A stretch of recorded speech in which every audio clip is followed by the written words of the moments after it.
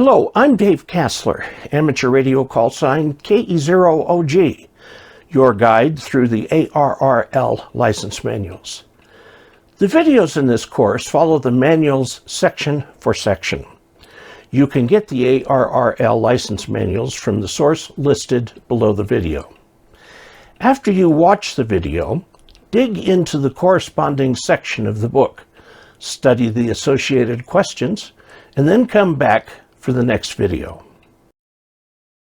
Let's talk about the organization in the United States that manages amateur radio communications, along with a great deal of other stuff, and that's the Federal Communications Commission. Okay, they're located in Washington. They were created by act of Congress in 1934, so they've been around a long time, but before that was the Federal Radio Commission. So there's been regulation of amateur radio since the days of the Titanic. It's been around for ages. Things change with time. The types of licenses and so on all change with time. The FCC gets its authority from Congress. Okay, from Congress. They are an independent agency.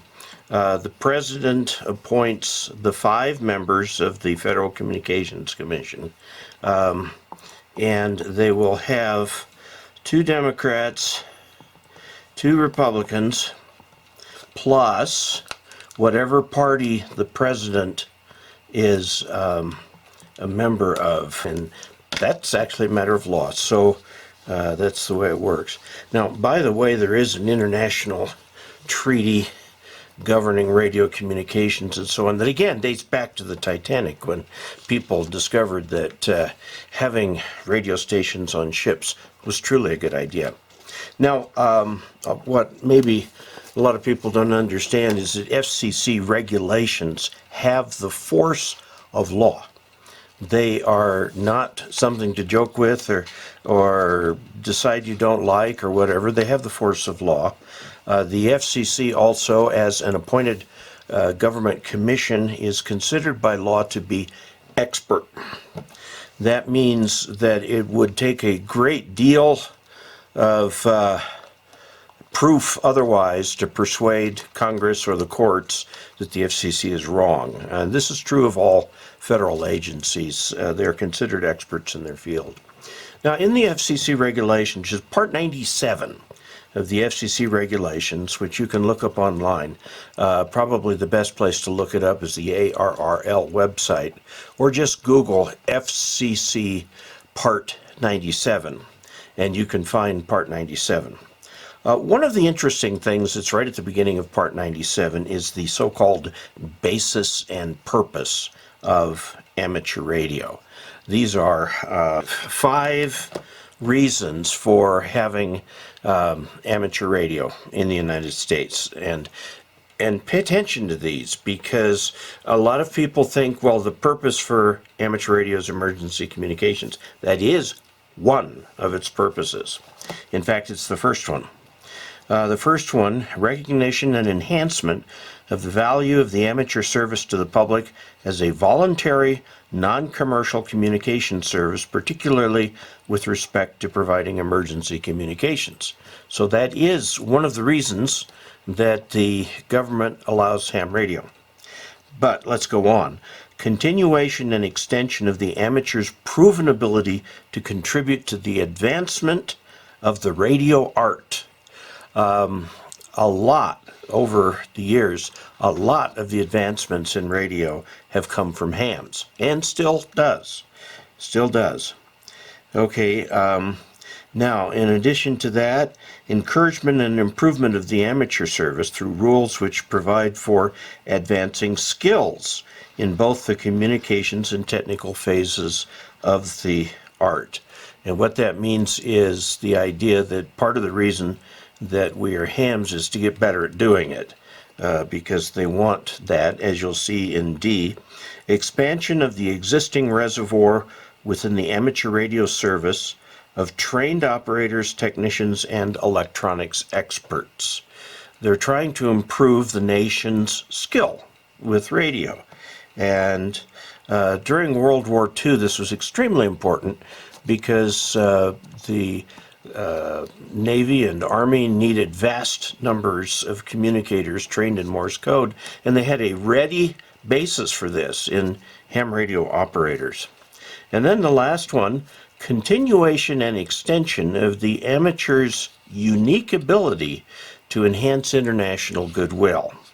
In other words, yes, go work that DX. It does bring countries together, and these purposes of radio have been that way for a very long time. Now let me talk about the classes of amateur radio licenses. They are amateur extra, okay, advanced, general, okay, Tech Plus, Tech,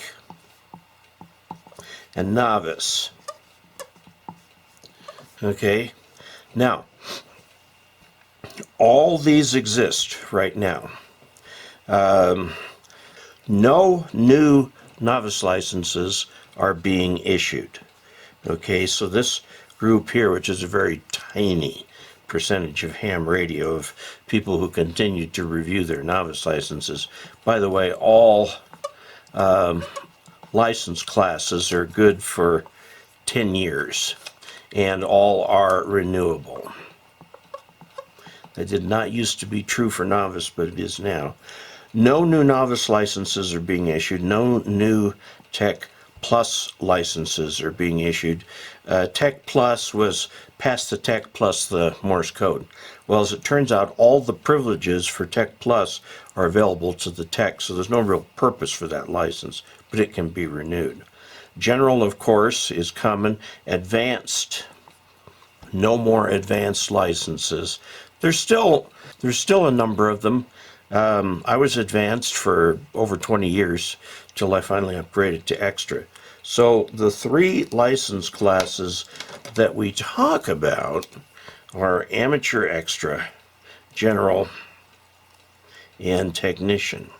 Okay, but these other guys are in there, and as you get on HF especially, you may talk to somebody who has one of these other classes of license.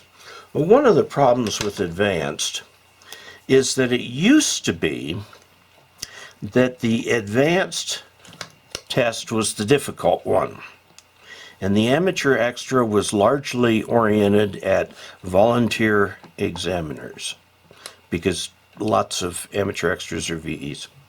Well, when they eliminated this from the opportunities for new ones, they pushed all the hard stuff in here into amateur extra. And so now if you're an advanced, you in essence have to take that same test over again to get your extra. And so a lot of people who are at advanced just happily stay there. The difference in frequency privileges between amateur extra and advanced are not large. Okay, so those are the kinds of licenses that are available out there. The currently available ones are amateur extra, general, and tech. This is what the license looks like. Technically, a license is composed of a station license and an operator license. So it'll tell you the operator privileges, and it will tell you that there is a station license at that location, and that is the call sign. The call sign goes with the station license. Well, it used to be that distinction was important. That distinction is not important at all anymore. It's a license, it's for a person at a location. However, you can operate your station at any location that you want in the United States, and in conjunction and cooperation with governments of foreign lands, you can operate there too under various reciprocal operating permits. Like, for example, you can just go into Canada and use it. Although you have to end or begin with a call that indicates what country you're in. So you can print this. You don't have to. Once you pass your first amateur radio exam, you're waiting for the FCC to give you a call sign. As soon as you get that call sign and you know what it is, you can operate. You're legal. Now, you can get a printed copy of this by going onto the FCC website, and it tells you where in the book here on page 7-8, finding your call sign, how to find it out. Go through here and it tells you exactly the process you can get to, and if you want to, you can print a license, put it up on the wall, carry it in your wallet, whatever. Now, if the FCC wants to inspect your station, they have a right to do so. And you will need to show them your station records, which will include your license if you've printed it. If not, you can print it for them. And your logbook, anything else having to do with your station, antennas, cabling, etc.